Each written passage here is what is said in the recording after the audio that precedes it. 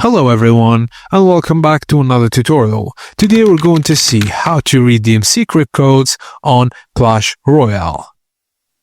Firstly, open the Clash Royale app on your device. Make sure you've completed the tutorial first.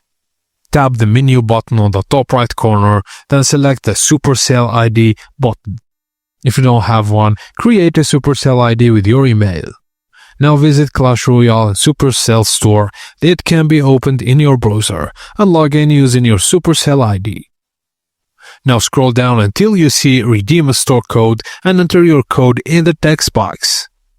Just tap Submit. If the code is valid, you'll see a confirmation message. Open Clash Royale again and rewards like gem, gold or chests will be added automatically to your account.